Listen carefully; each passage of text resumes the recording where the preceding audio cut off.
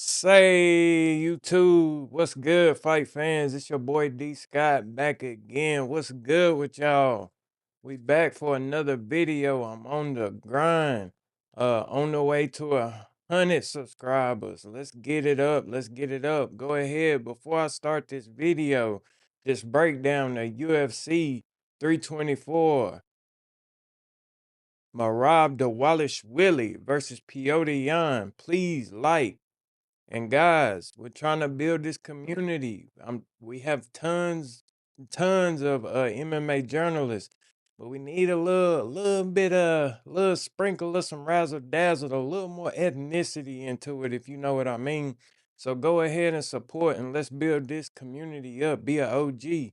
But we're gonna get into the main card of UFC 324, Dvalishvili versus Petr Yan, taking place this Saturday, December 6th. Let's go.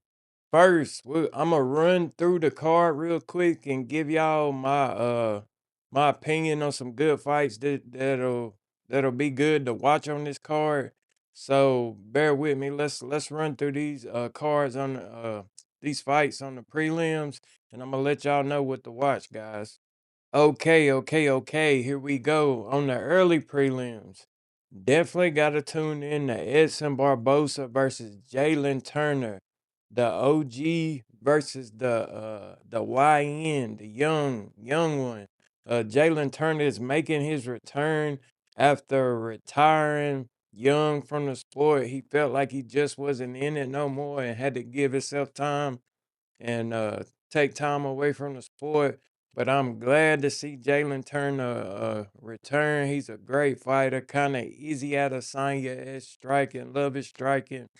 Guys, tune into this. This is going to be a good fight. Edson Barbosa versus Jalen Turner. Another one on the early prelims, Marvin Vettori versus Bruno Ferreira. Another banger, another brawl out fight. And it's going to be a good one, and it's probably going to last because Marvin Vettori has a hell of a chin. Bruno Ferreira has ridiculous power. It's going to be a good one. Really, the whole card is good. Watch the whole card, but I'm giving you the fights that you need to tune into. Okay, next one. Nazim Sadikov versus Fareed CM. Great fight. Both young fighters. Fareed is a great striker, long, lanky. Had a beautiful finish against what's his name? One of the gingers. Matt Favola. Matt Favola. Yeah, tune in. Nazim Sadikov versus Fareed CM. Good one, guys. Tune in to that one. Also, tune in Terrence McKinney versus Chris Duncan, as well as the up and comer contender at lightweight, making his way Grant Dawson versus Manuel Torres would be a good one. That's it for all the fights.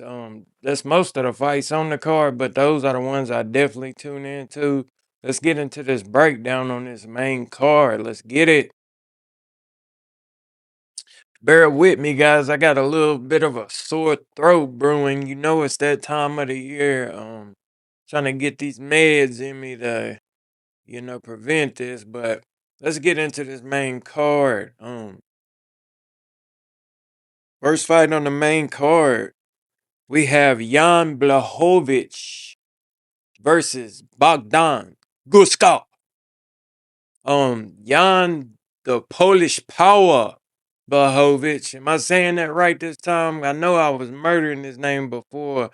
I always sometimes know the proper pronunciations, but just getting used to the camera and recording, I gotta get it right. Cause John Nanick, he is an expert at these pronunciations of these fighters' names, cause there are some difficult fighters' names in the UFC. But anyways, that's neither here or there. Jan Blachowicz versus Bogdan Gusgov. Blachowicz, of course, we know Polish power, big punches, great kickboxing slash Muay Thai base. Jan has powerful leg kicks, can decimate his opponents with those leg kicks. He's a great counter striker. Sometimes Yan pisses you off because some counter strikes are a little bit too hesitant and they don't like to be first. And sometimes that can make for a boring fight. But I hope that isn't the case in this fight. With Bogdan Gusgov coming up. He's a great striker with that Muay Thai base. Puts a lot of pressure on guys. He has power as well. It's gonna be interesting to see how Blachowitz handles this and how he evades and tries to neutralize Gusgov's power. For me, I'm gonna go with Blachowicz on the decision, 3 rounds. Yeah, Blachowicz hasn't been putting that Polish power to work as of late. We need to see it. Bring back the Polish power, please. Jan, bring it back. We need that. We need that. So I'm going with Jan by decisions. I think his experience is gonna get him through this one, and hopefully we'll see a finish. Excuse me, guys. Next up, we got Henry Triple C Cejudo, the king of motherfucking cringe, versus the surgeon Payton Talbot. Payton Talbot, young contender, had a lot of hype behind him when he first came into the UFC, but ran into the OG, the unk of the UFC in Ione Barcelos, and he took Payton Talbot to school, dominated him with the grappling. Payton Talbot was not able to do anything, but since then, Payton Talbot came back strong with a win after that, showing off his new and improved takedown offense. Not against the greatest of grapplers, but he has made those improvements.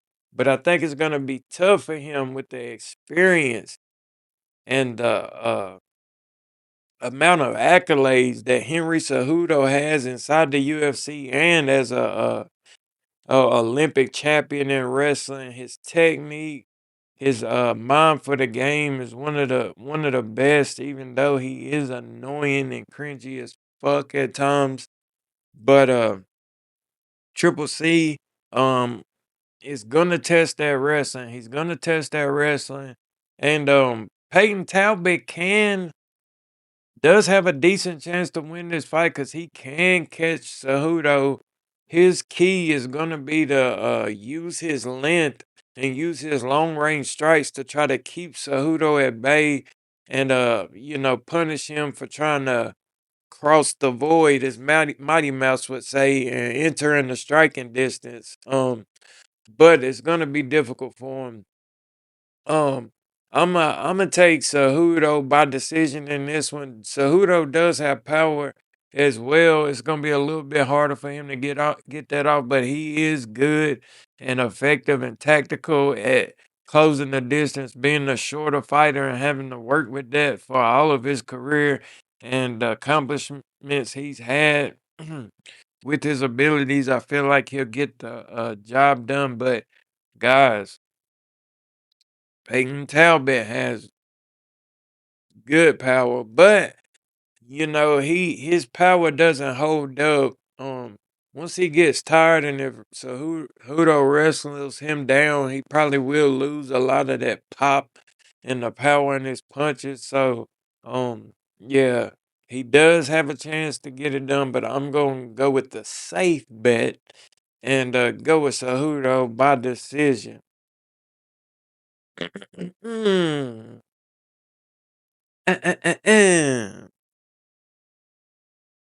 Next. Now, next fight. One of my favorite fighters in the flyweight division, Brandon the Baby Assassin Moreno former flyweight champion. I went through a hell of a trilogy with Davison Figueiredo. Those were some classic fights. In my opinion, one of the best trilogies in MMA history. Brandon Moreno versus Davison Figueiredo. But Brandon Moreno is taking on another prospect, another up and coming, looking for his respect, another up and coming who also had his motion stopped um by the no, I'm gonna call him, he's big bro Brandon Royval, big bro Tatsu Taira. But as well, Tatsu Taira came back, got him a victory after that loss, and he's trying to work his way back into another streak and get him another win in a row. But I think Brandon Moreno with his boxing is just gonna be too much for Tatsu Taira on the feet. Taira is a decent striker, but it's very basic. Um, Moreno also, even though Taira has strong wrestling, nobody has ever been able to keep Brandon Moreno down. He's a wiggle worm. He does not stay still. He does not stay on his back for long. He's hard to keep down, and he finds his way back to his feet most of the time. He does not accept bottom position. And he has great takedown defense, and he does a little bit of wrestling himself. His jiu-jitsu is very good. But I'm gonna go with Moreno on this one. I'm gonna go with Moreno. Uh but this one be another I'm gonna go for a finish on this one. Second round finish by Brandon Moreno. I'm gonna go by TKO stoppage. Yeah, that's what I'm gonna do on that one. So next up, what we got? Co-main event of the evening. This is a good card, guys. This is a damn good card. Um, we got Alejandro, excuse me, Alejandro Pantoja versus Joshua Van. Man, this is one of those deals. Let me get a sip of my coffee. My throat is killing me. Little herbal tea for the throat. Alejandro Pantoja versus Joshua Van. As we know, Pantoja's been a dominant force at flyweight. Nobody's really had an answer for him. Uh Brandon Moreno came slightly close, but Pantoja won that fight. Steve Erceg came very damn close, and arguably you could say he may have beaten Pantoja, but since then that that that loss has not aged well. Erceg hasn't lived up lived up to, the performance he put on against Pantoja. I thought nobody else would be able to beat him the way he fought Pantoja, but has went on a little bit of a losing streak, got KO'd by Car France. Brandon Moreno beat him as well. Um, but yeah. Pantoja just dominant on his way to GOAT status. He's chasing Mighty Mouse in that flyweight division right now. But we have a great prospect in Joshua Van, who's gonna be, think this will be his fourth fight this year. Has been on a surge, has been on a roll. I'm talking about, man. came out of nowhere, had a loss, and ever since that loss, he's been rolling. Got called short notice to fight Brandon Royval.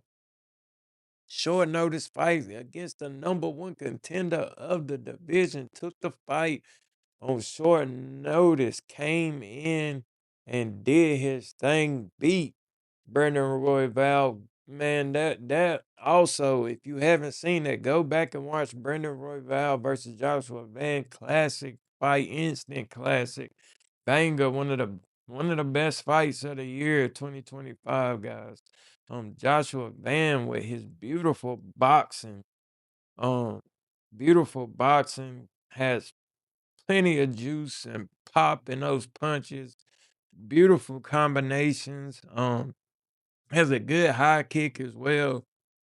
But guys, that the dominant wrestling of Pantoja, I don't know if Joshua Van has been here long enough and has the experience to deal with the pressure and the strength of Pantoja. But you never know, guys, and that's the beautiful thing about MMA, especially in the UFC with these elite fighters. You never know until someone goes in that cage and proves you wrong or proves that they do have these abilities. Because right now it's a big question mark with Joshua Van. We know he beat the number one contender.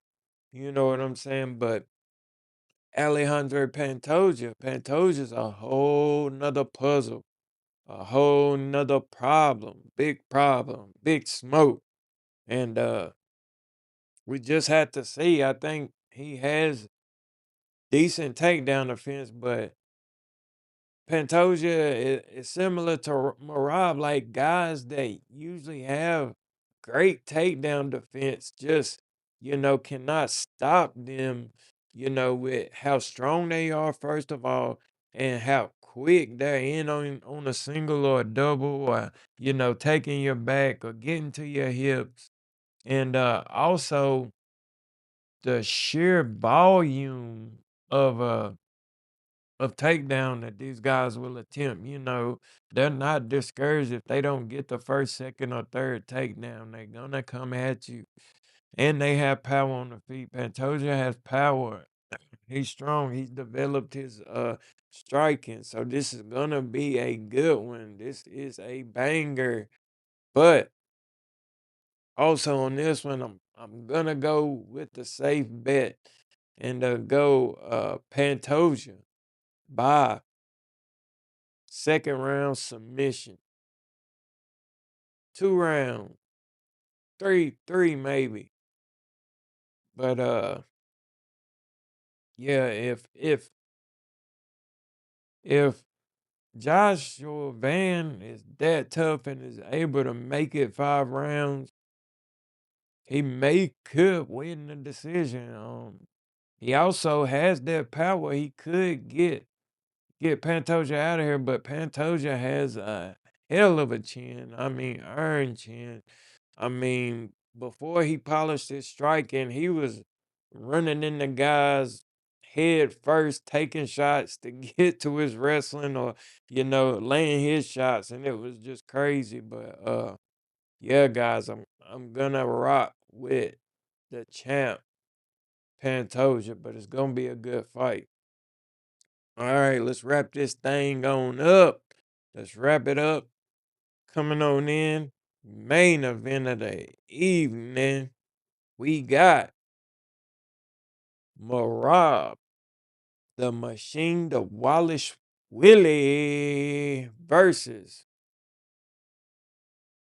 Merab, the Wallish Willie versus Pantoja Yan. This is a rematch, guys. Part two in effect. So Merab, just what can you say? Another one that's chasing GOAT status. I would say he is definitely become the GOAT of the bantamweight division.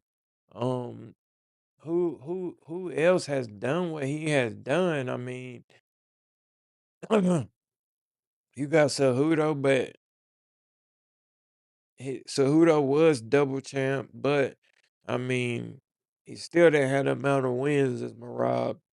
Um, you got Aljo, his training partner, and he fell short. And I thought Aljo was gonna hold that belt for a while. I really was half and half about O'Malley beating him, but yeah, you got Cejudo, you got TJ Dillashaw, you got Dominique Cruz, who would probably be the number one, you would think. Excuse me, guys, hold on. Yeah, like I was saying, like Dominique Cruz, great bantamweight, but I mean, what Merab has done is damn near untouchable, and he's going for the record of most wins in UFC history. I think he's trying to make history this fight. Mm. But I would say there's some pressure on him, but it's Merab. Like, does he know what pressure is? Like, does he even know what pressure feels like? The machine? I don't think so. So we got Petr Yan, the Russian, great, fantastic, former champ. Would probably still be holding the belt if it wasn't for that illegal knee. Would be damn close, had it a little bit longer. But yeah, Petr Yan, hell of a fighter. And the thing is, I don't really know what he can do different. Maybe he knows besides, not getting taken down. But when a man is shooting that many takedowns, um, it's hard for fighters to get going on the feet. So I mean, I'm really curious to see a fighter that can avoid those takedowns and be able to mount an offense to win a fight against Merab Dvalishvili. Petr Yan's felt him. He's been in there with him before. And felt the dominance and the strength. So maybe he's worked on those things, and hopefully we get a great fight. But I really don't see anybody else being able to defeat Merab. So just simply just gonna have to ride with Merab on this one. Bye.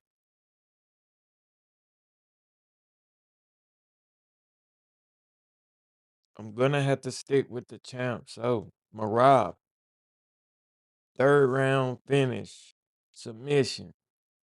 And that's gonna wrap it up for me, guys. UFC 324, D Scott Hardcore Casual MMA.